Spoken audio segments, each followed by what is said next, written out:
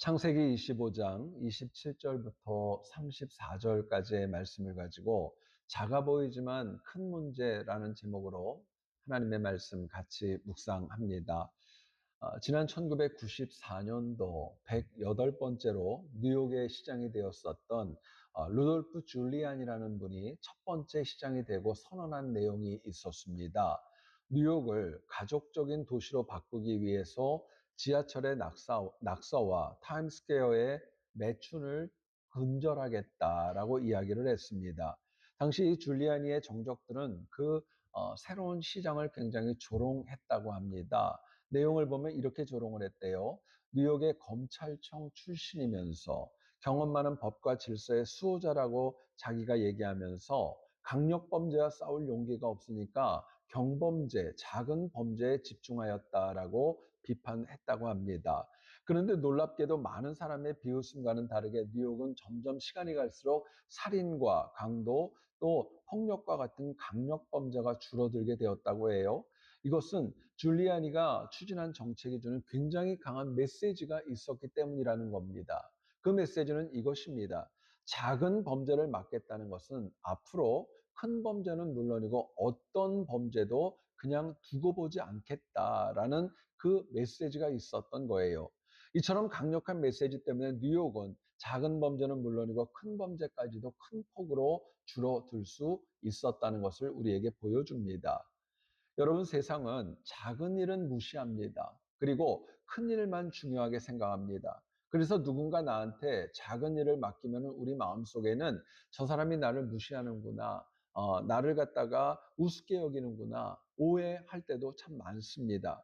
그런데 분명한 것은요, 작은 일에 충성하지 못하는 사람은 큰 일에도 충성할 수 없는 것이 당연한 이치입니다. 무엇보다도 우리가 생각하는 작은 일은 영향력이 없어 보이고 사소해 보이는 일로 생각할 수 있지만 사실은 그것은 사람의 기준일 뿐이고 하나님의 기준은 충분히 다를 수 있다는 겁니다. 인간은 작은 일을 중요하게 생각하지 않습니다. 그러나 하나님은 그 작은 일을 통하여서 큰 일을 만들어 가시는 분입니다. 우리 예수님은요, 마태복음 10장 42절에서 이렇게 말씀합니다. 누구든지 제자의 이름으로 이 소자 중 하나에게 냉수 한 그릇이라도 주는 자는 내가 진실로 너희에게 이르노니 그 사람이 결단코 상을 잃어버리지 아니하리라 말씀을 합니다. 여러분, 냉수 한 그릇 큰 거 아니잖아요. 그런데 인간이 보기에는 작고 별것 아닌 것처럼 보이지만 하나님께서는 하나님 나라의 큰 일이 시작되어지는 첫 번째 스텝이라는 것을 우리에게 메시지로 주십니다. 그렇기 때문에 여러분 잊지 마세요. 세상에서 사람들은 작은 일이라고 얘기하지만 사실은 작은 일은 없는 겁니다. 하나님이 보기에 작은 일은 없고요. 모두가 중요한데 인간이 그것을 작게 여긴다는 것이지요. 본문의 내용을 보면은 이삭과 리브가는 창세기의 다른 인물들과 다르게 모범적이고 은혜로운 가정을 이루어 나갔습니다. 20년 동안 아이가 없었지만 서로 부부가 신실하게 서로를 위해 기도함으로 인하여서 야곱과 에서를 선물로 받게 됩니다. 그런데 본문 27절을 보시면은요, 그 아이들이 장성한 때 야곱과 에서가 태어났고요. 그 아이들이 컸을 때 많은 시간이 흘렀다고 얘기를 합니다. 그렇게 이 쌍둥이 두 아들이 성장하면서 이삭의 가정은 남들이 보기에는 별것 아닌 것처럼 작은 것으로 보였지만 사실은 굉장히 큰 문제가 골망하고 있었다는 겁니다. 여러분, 가족 모두가 사소하게 여겼던 문제가 훗날 이 가정을 둘로 나눕니다. 상처와 아픔을 줍니다. 사소하게 보였던 그 작은 문제들이 두 형제 야곱과 에서를 완전히 갈라놓았고 역사 속에서도 끊임없는 갈등과 분쟁으로 이끌어 갈 수밖에 없었던 겁니다. 오늘 우리도 큰 문제, 작지 않은 문제를 사소한 문제로 알고 쉽게 외면할 때가 참 많습니다. 특히 영적으로 내가 잠들어 있으면은요, 사소한 문제와 큰 문제 분별하지 못합니다. 그리고 나중에는 작은 문제로 인하여서 후회하고 아파하고 안타까워하는 경우도 너무너무 많습니다. 저는 오늘 이삭 가정에서 작아 보이지만 큰 문제 두 가지를 제가 나누려고 합니다. 오늘 본문을 통하여서 이삭의 가정이 놓쳤던 사소해 보이지만 큰 문제가 과연 무엇이었고 오늘 우리에게는 어떤 어려움이 있는가 본문의 메시지 같이 한번 나누어 보기를 원합니다. 첫 번째는요. 이삭의 가정은 작아 보였던 편애, favoritism이라고 하는 것 때문에 사람을 소중히 여기는 마음을 잃어버렸습니다. 오늘 본문이 27절과 28절입니다. 제가 읽습니다. 그 아이들이 장성함에 에서는 익숙한 사냥꾼인 거로 들사람이 되고 야곱은 조용한 사람인 거로 장막에 거하니 이삭은 에서의 사냥한 고기를 좋아하므로 그를 사랑하고 리브가는 야곱을 사랑하였더라 말씀을 합니다. 야곱과 에서는 같은 부모 밑에서 자랐습니다. 근데 둘은 너무너무 달랐어요. 큰아들이었던 에서는 활동적이었고 남성적이었던 반면에 둘째 아들이었던 야곱은요 조용하고 여성적인 면이 많았습니다. 두 형제가 충분히 다를 수 있었습니다. 근데 문제는 뭐였냐면은 그 두 아이를 향한 이 이삭과 리브가의 편애가 있었던 거예요. 사랑하는데 편애가 있었던 거예요. 아는 대로 이삭은 남성적인 에서를 사랑했고 리브가는 조용한 야곱을 사랑했던 겁니다. 오늘 본문은 이삭과 리브가가 편애로 인하여서 사랑하는 아들이 달랐다라는 것을 알려줍니다. 근데 더는 큰 문제에 관해서 언급하지 않아요. 그런데 저희들이 계속 성경을 읽다 보면은 창세기 27장에서 비로소 사소해 보였던 이 편애가 축복권 앞에서 큰 문제로 커지고 맙니다. 이삭은 장자였던 에서를 축복하기 원했지만 리브가는 야곱을 축복하기 원했던 겁니다. 여러분 생각해 보세요. 사람이 누군가를 사랑하는 것은 귀한 겁니다. 근데요, 편애는 favoritism은 악한 겁니다. 편애는 악한 거예요. 왜냐하면 그 안에 차별이 있기 때문에 그래요. 성경은 침묵하지만 에서와 야곱이 부모의 편애 왜 몰랐겠습니까? 너무너무 잘 알았을 거예요. 뿐만 아니라 이로 인하여서 그 상처도 적지 않았을 겁니다. 실제로 아버지가 형을 축복한다는 이야기를 알았을 때 거기서 소외되었던 야곱의 마음은 어땠을까요? 마침내 야곱은 형을 편애하려는 그 축복하는 아버지 때문에 엄청난 일을 저지르잖아요. 물론 어머니였던 리브가가 옆에서 부추긴 것도 있어요. 그런데 축복을 받기 위해서 형처럼 말을 하고 행동하고 뭐 이 팔에다가 털도 붙이고 온갖 여러 가지 많은 일을 해가지고 이로 인해서 가족 모두가 엄청난 상처를 받고 나뉘고 분열로 끝나고 맙니다. 여러분 생각해 보세요. 편애는 편애를 하는 사람은 잘 몰라요. 근데 편애를 받는 사람은 그 상처가 굉장히 적지 않은 것입니다. 제가 LA에서 목회를 할 때 한 권사님이 저에게 식사를 하는 도중에 이 뻥튀기를 사가지고 오셨어요. 이거 간식으로 드시라고. 근데 밥 먹는 중에 여러분 뻥튀기 안 먹잖아요. 그래서 그거를 그냥 옆에다 놓고 제가 들고 들어갔습니다. 근데 어느 날에는 다른 분이 똑같은 뻥튀기를 사가지고 오셨는데 제가 그거를 너무 맛있게 먹은 거예요. 그랬더니 그거를 바라봤던 전에 뻥튀기를 사줬던 권사님이 시험이 들었어요. 그러더니 제 앞에 오더니 막 울면서 얘기를 하시는 거예요. 어떻게 자기가 준 건 안 먹고 남이 준 건 그렇게 잘 먹냐고. 제가 너무 미안하잖아요. 그래서 뻥튀기 사오시라고. 그래서 그 앞에서 굉장히 많이 먹었던 그런 기억이 제가 있습니다. 여러분, 편애는요, 상처가 됩니다. 이유가 있다면 편애는 공정한 기준이 아니라 철저하게 자기 기준과 자기 생각에 근거하고 있기 때문에 편애는 상처를 줍니다. 게다가 편애는 시간이 갈수록 누군가를 갖다가 차별하게 되고 존중하는 마음을 잃어버리기 때문에 더 큰 문제로 확대되어지는 것입니다. 지난 2010년도 우리가 아는 대로 하이티에서 7.0 강진이 일어났습니다. 여러분 당시 하이티에서 사망했던 인구가 31만 명입니다. 위치타 인구의 3명 가운데 2명이 죽은 거와 똑같은 거예요. 어마어마한 인구가 사망했던 거예요. 근데 기록을 제가 찾아보니까요. 이 지진은 1956년도 중국 산시성 지진으로 83만 명이 사망한 이래 역사적으로 가장 컸던 두 번째 큰 재앙이었다고 합니다. 그런데 당시 ESPN의 칼럼니스트였던 폴 셜리라는 분이 하이티 구호에 대해서 이런 글을 썼다고 합니다. 한번 들어보세요. 하이티 국민들은 모두 홈리스, 거지들이기 때문에 구호 성금을 한 푼도 줄 수 없다. 나는 홈리스를 도와주어서 자립한 거, 그들이 더 나아진 거 한 번도 본 적이 없다. 여러분 얼마나 끔찍한 얘기예요? 가난도 힘들고 지진으로 인한 상처도 적지 않은데 삶의 터전을 잃고 울부짖는 사람들에게 이거는 사실 너무도 가혹한 글이었던 겁니다. 당시 수많은 사람들이 폴 셜리를 비판했고요. ESPN 방송국도 이 폴 셜리를 그 즉시로 해고하고 말았습니다. 여러분, 이 사람의 가장 큰 문제가 뭘까요? 인간을 차별합니다. 합니다.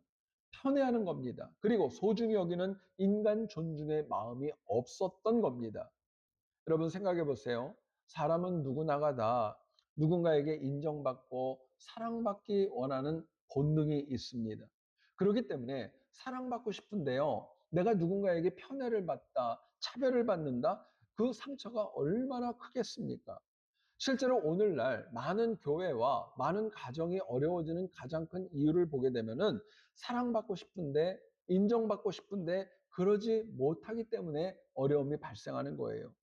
주변 사람들이 나를 좀 존중해주고 인정해주면 좋겠는데 나를 낮게 보고 무시하고 내 말을 들어보지도 않고 함부로 대하고, 그러면 상처는 더 커질 수밖에 없는 겁니다. 여러분, 불행하게도 존중받지 못한다고 느낄 때 사람은요, 아주 작은 일임에도 불구하고 아파하고 상처로 인하여 어려워지는 겁니다. 그렇기 때문에 우리가 편애를 이겨내기 위해서는요, 누군가를 존중하며 살아가기 원한다면요, 누군가를 대할 때 내 기준이 아니라 하나님의 기준으로 사람들을 대하는 그 마음이 필요합니다. 우리가 존중보다는 편애에 빠지는 이유는 정확하지도 않은 내 기준으로 이것이 옳다, 그르다, 맞다, 틀리다 함부로 정해버리기 때문에 그래요. 그 생각이 너무 강한 것입니다. 우리가 성경을 보면 바울과 바나바가 2차 선교 사역을 출발하기 전에 마가 요한 때문에 굉장히 크게 다투게 됩니다. 바나바는 마가 요한을 받아들이자고 얘기를 했고 사도 바울은 안 된다고, 요번에 못 데려간다고 그래가지고 서로 다툽니다. 둘이 갈라서게 됩니다. 근데 생각해 보세요. 그 기준을 보면은 하나님의 말씀이 기준이었나요? 그렇지 않았어요. 바울과 바나바가 가지고 있는 신앙관, 그들의 생각이 그 어려움으로 인하여서 둘이 갈라섰고 마가 요한에게도 큰 상처를 줄 수밖에 없었던 겁니다. 여러분, 죄인인 인간이 편애를 이기고 인간을 존중하려면 내가 먼저 바뀌어야 합니다. 이삭과 리브가의 편애는 야곱과 에서를 있는 그대로 받아들이지 못했기 때문이었어요. 만약에 이삭과 리브가가 바뀌었다면 그 가정, 그런 어려움, 편애와 차별로 인한 아픔은 충분히 이겨낼 수 있었을 겁니다. 생각해 보세요. 여러분, 사람은 누구나가 다 다르다는 거 동의하세요? 우리 형제자매도요, 달라요. 쌍둥이도 가만히 보면 생긴 게 다르더라고요. 이처럼 사람은 다 다르고 모든 사람마다 하나님이 그 사람에게 주신 그 사람만의 장점이 있고 좋은 점이 있는 겁니다. 비록 내가 보기에는 답답해 보여요. 이해가 안 가요. 어리석어 보일 수 있지만 그것은 옳고 그름의 문제가 아니라 다름의 문제이기 때문에 사실은 우리가 이해해야 마땅한 겁니다. 그러나 하나님의 시각으로 타인을 바라보면서 그 사람을 있는 그대로 보게 되면은요, 오히려 나하고 다른 사람을 통해 내가 배울 수 있고 장점도 발견할 수 있는 겁니다. 그렇기 때문에 내 기준으로 누군가를 평가해서 편애에 빠진다? 이거는 그 사람을 존중하지 않는 것뿐만이 아니라 그 사람을 만드신 하나님까지도 존중하지 않는 태도로 빠질 수 있다는 겁니다. 여러분, 그렇기 때문에 우리는 편애와 차별이 작고 사소해 보입니다. 크게 드러나지 않을 수도 있어요.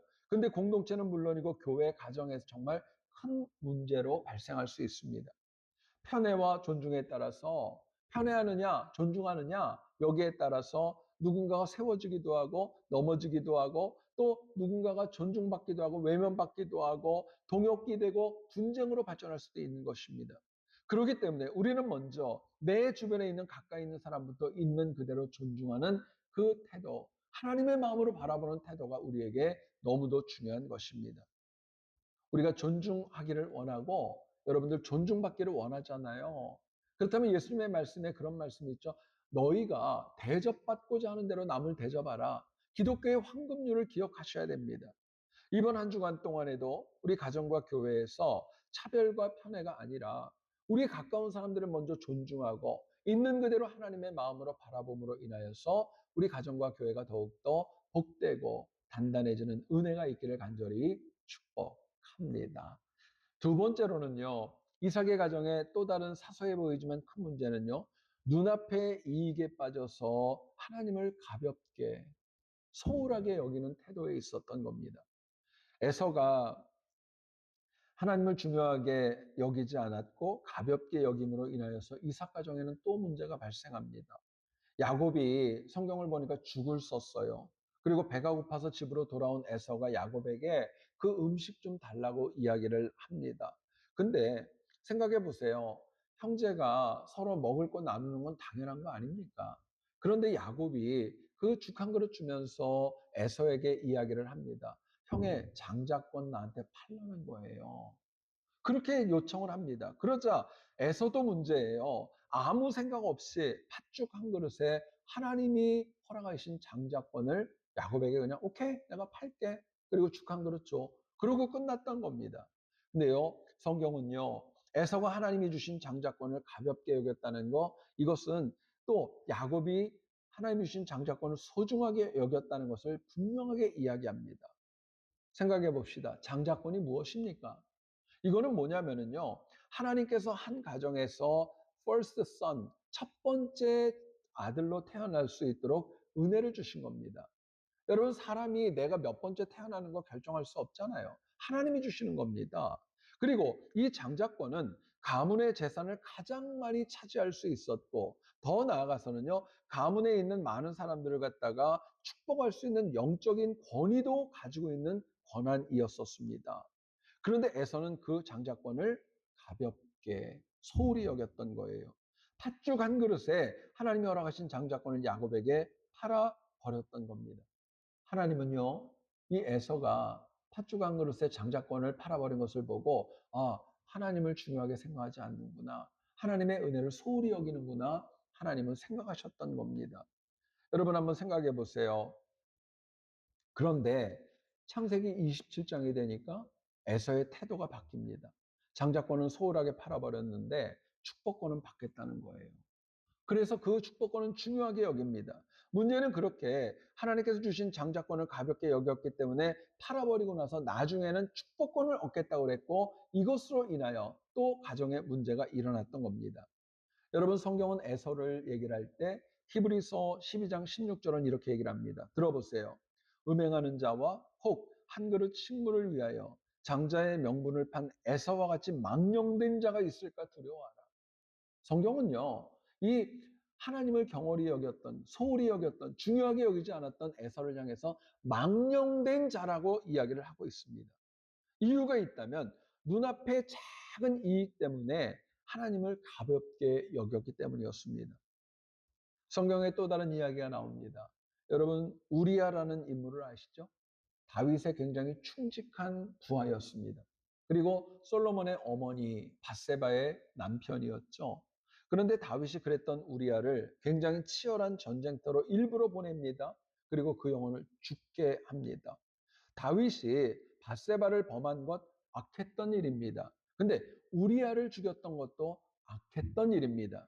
사무엘하 11장 27절은 이렇게 얘기를 합니다. 다윗의 소위가 그 행동이 여호와 보시기에 악했더라. 분명히 얘기를 합니다. 그리고요. 이어지는 성경 가운데 사무엘하 12장 10절은요. 이 일로 인한 결과를 이렇게 얘기를 합니다. 들어보세요. 하나님의 말씀이에요. 이제 내가 다윗이 하나님이 나를 업신여기고 햇사람 우리아의 철을 빼앗아 내 철을 삼았은즉 칼이 내 집에 영영이 떠나지 아니하리라. 이야기를 합니다. 다윗이 악했던 것은요. 자신의 죄를 가리고 자신의 욕망을 채우기 위해서 하나님을 우습게 알았던 거예요. 업신여겼다는 것입니다. 제가요. 설교를 준비하다 찾아봤어요. 여기서 다윗이 하나님을 업신여겼다 이 단어와 에서가 하나님을 가볍게 여겼다 히브리 원어가 똑같은 단어예요. 똑같이 쓰이고 있어요. 여러분 기독교에는 누구나 우리 하나님을 가볍게 여김이 아니라 경외해야 됨을 알지만 이것을 삶에서 실천하는 분들은 많지 않습니다. 어쩌면 오늘 이 시대에는 눈앞에 팥죽 한 그릇의 마음을 빼앗겨서 하나님을 가볍게 여기는 현대판 에서가 너무도 많습니다. 하나님이 눈에 안 보이기 때문에 하나님을 사랑의 하나님으로만 오해하기 때문에 우리가 잘못한 거에 대한 책망이 속히 오지 않기 때문에 우리는 하나님을 오해하고 가볍게 여기고 쉽게 여깁니다. 그런데요, 솔로몬은 전도서 8장 11절에서 이렇게 얘기를 합니다. 악한 일에 징벌이 속히 실행되지 않으므로 인생들이 악을 행하기에 마음이 담대하도다. 분명히 경고하셨어요. 죄인인 인간이 하나님을 경외하려면 하나님을 똑바로 알고 사랑하는 게 너무너무 중요합니다. 우리의 죄인이 하나님이 얼마나 대단하고 얼마나 온전한 분인지를 제대로 알면 우리는 하나님을 존중할 수밖에 없기 때문에 그래요. 우리 하나님은 어떤 분입니까? 우리 지난주에 성경 공부 때도 같이 나눴지만 하나님은요, 우리의 모든 것을 아시는 전지전능하신 분입니다. 나를 살리려고 독생자 예수 그리스도를 이 땅에 보내신 분입니다. 내가 나중에 하나님 나라에 가면 나를 천국으로 이끌 수 있는 유일한 분이 하나님 한 분뿐입니다. 그렇다면 질문 드립니다. 여러분들은 하나님을 얼마나 알고 살아가세요? 지식적으로는 얼마나 알고 살아가시고 또 삶의 체험으로는 하나님을 얼마나 알고 살아가십니까? 요즘 날씨가 굉장히 더운데요. 겨울이 되면 눈이 옵니다. 아이들이 눈사람을 만들 때 한번 머리에 그려보세요. 처음에는 아이들이 눈사람을 만들 때 아주 작은 눈덩이 하나를 가지고 시작을 합니다. 근데 이 작은 눈덩이를 계속 이리저리 굴리고 여기저기서 이렇게 눈을 모아서 반복하면은요, 나중에는요, 굉장히 커다란 눈사람이 되어지고 나중에는 정말 그것이 오랫동안 기쁨과 추억으로 남는 경우 여러분 기억하실 겁니다. 우리가 하나님을 알아가는 과정도 마찬가지입니다. 여러분 아세요? 내가 바쁩니다. 공부도 바쁘고 살림도 바쁘고 여러 가지 많은 일로 바빠요. 근데 짧게 내가 드리는 기도 한마디, 하루에 한 장의 성경을 읽는 거, 매일 10분을 투자를 해서 보이스 만나를 내가 듣는 것 등 정말 이런 작은 실천이 별거 아닌 것처럼 보여요. 사소해 보여요. 근데 이 작은 노력이 거룩한 습관이 반복되면요, 하나님을 알아갈 수 있다는 겁니다. 마치 작은 눈 하나가 거대한 눈사람이 되는 것과 마찬가지라고 이야기를 합니다. 여러분, 오늘 많은 기독교인들의 문제가 있습니다. 하나님을 직접 알지 못합니다. 간접적으로 압니다. 체험이 아니라 지식으로만 압니다. 실제가 아니라 남이 그렇더라, 목사가 얘기하는 하나님, 그렇게만 간접적으로 알 때가 너무너무 많아요.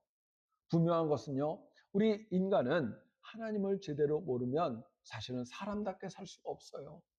왜냐? 하나님이 우리를 만드셨기 때문에 그래요. 하나님이 우리를 말씀으로 창조하셨기 때문에 그렇습니다. 감사하게도 우리 하나님은요, 문을 닫아버리시는 분이 아닙니다. 우리가 구하고 찾고 두드릴 때 하나님은 문을 열어주십니다. 그렇기 때문에 구약 성경 호세아 6장 3절은 이렇게 얘기를 합니다. 그러므로 우리가 여호와를 알자. 힘써 여호와를 알자. 그의 나오심은 새벽빛같이 일정하니 비와 같이 땅을 적시는 비와 같이 우리에게 임하시리라 말씀을 하십니다. 여러분, 하나님은 우리가 하나님을 알고자 하면은요, 그분을 찾고 구하고 두드리면은요, 보여주십니다. 들려주십니다. 감동으로 다가오십니다. 성령님이 우리의 마음을 뜨겁게 인도해 주시는 겁니다. 과거 저는 목회를 할 때마다 성경 공부를 참 많이 강조했던 목사 중에 하나입니다. 여러분, 성경 공부하다 보면은 어떤 분은 즐거워하고 어떤 분은 부담스럽기도 하고 또 반응이 굉장히 제각각이에요. 제가 시카고에서 부목사로 있었을 때도 성경 공부 참 많이 했거든요. 어떤 분이 저한테 와서 그렇게 얘기를 하더라고요. 왜 그렇게 성경 공부하라고 강요를 하냐고. 너무 힘들다고 그렇게 얘기를 하셨어요. 그래서 제가 그렇게 얘기를 했던 기억이 있습니다. 저도 살고 교회도 살아야 하기 때문에 그렇습니다. 저도 살고 교회도 살아야 되기 때문에 말씀 공부하자는 겁니다. 죄인인 인간은 하나님을 알아야 살아날 수 있고요. 하나님을 경외할 수 있습니다. 인간은 항상 마귀의 미혹에 노출되어져 있기 때문에 하나님을 알아가는 노력은요, 잠깐이 아닙니다. 평생 하셔야 됩니다. 평생 하셔야 돼요. 그렇기 때문에 우리가 하나님을 깊이 알아가는 것은요, 절대로 사소한 문제가 아닙니다. 작은 문제 아닙니다. 이거는 중요한 문제입니다. 죽느냐, 사느냐의 문제로까지 발전하는 것입니다. 여러분, 우리 기독교인들이 불신자와 다르게 살아가는 가장 큰 차이가 뭘까요? 딴 거 아닙니다. 하나님을 알아가는 겁니다. 하나님을 존중하는 겁니다. 하나님을 하나님으로 인정하고 살아가는 거, 그게 우리가 크리스찬됨이고 불신자와 다른 특징인 것입니다. 우리가 한 주를 살아갈 때 세상은 악할 거고 많은 일들이 있을 겁니다. 그래도 우리가 작은 노력과 또 헌신으로 인하여서 하나님을 가볍게 여기는 거, 이거 별거 아닌 거 아닙니다. 중요하게 경외하면서 하나님을 바르게 더 많이 알아감으로 인하여서 승리하는 복되고 귀한 이번 한 주간 되기를 간절히 축복합니다. 기도하겠습니다. 하나님 아버지, 오늘도 저희들 말씀 앞으로 이끌어 주시고 거룩한 주의를 지키게 하심에 감사드립니다. 우리는 매일의 일상에서 당연하게 여기고 사소하게 여긴 일이 큰 문제로 확장될 수 있다는 거 모른 채 살아갈 때 참 많았습니다. 우리에게 은혜를 주시어서 항상 가까운 사람들을 존중하고 하나님의 시각으로 하나님의 마음으로 바라보며 차별과 편애를 이겨내도록 도와주옵소서. 우리 하나님은 우리를 존중하셔서 하나밖에 없는 아들까지 주셨지만 우리는 팥죽 한 그릇에 장자의 고난을 팔아버린 에사와 같이 하나님을 경외하지 못하고 살아갈 때 참 많습니다. 인간의 본분은 하나님을 높이고 사랑하고 존중하며 살아가는 것임을 믿습니다. 하나님을 경외하는 것이 사소하지 않기에 항상 하나님을 높이고 하나님께 영광 돌리고 살아가도록 우리 한 영혼 한 영혼에게 은혜를 더해 주옵소서. 그래서 이번 한 주간에도 하나님을 경외하며 차별과 편애를 극복하는 승리가 있도록 우리 하나님 한 분 한 분에게 주님 동행하시고 역사해 주옵소서. 감사드리고 예수 그리스도의 이름으로 기도드립니다. 아멘.